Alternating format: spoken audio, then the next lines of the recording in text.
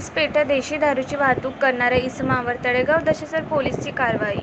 10,25,000 रुपये मुद्देमाल जप्त. तळेगाव दशेसर पोलीस स्टेशनचे ठाणेदार यांना गोपनीय बातमीदाराकडून खबर मिळाली की वरील नमूद इसम हा अवैधरित्या विनापरवाना देशी दारू विक्रीकरिता महिंद्रा SUV 500 कंपनीच्या ब्राऊन रंगाची कारने वाहतूक करीत असून त्यात विदेशी दारू बाळगून आहे. अशा मिळालेल्या बातमीवरून पोलीस स्टाफसह रवाना होऊन वरील इसमास सातेपडते गुईखेड जाणाऱ्या रोडवर समृद्धी महामार्गाचे पुलाखाली सापळा रचून अतिशय शिताफीने सदर वर्णांची कार ताब्यात घेतली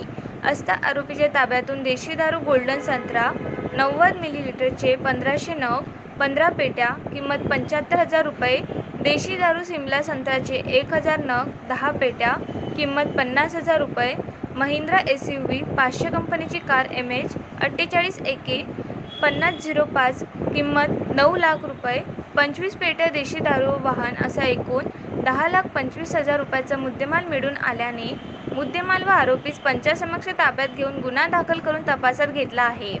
सदरची कारवाई पोलीस अधीक्षक विशाल आनंद, अपर पोलीस अधीक्षक पंकज कुमावत, उपविभागीय पोलीस अधिकारी आशिष कांबळे यांच्या मार्गदर्शनाखाली API Rameshwar Dhondge, SC Vijaysingh Baghel, SC Vinod Rathod, SC Sam Gawande, SC Sachin Gaydhani, PC Sandesh Chavan, PC Gautam Gawdi यांनी केली आहे.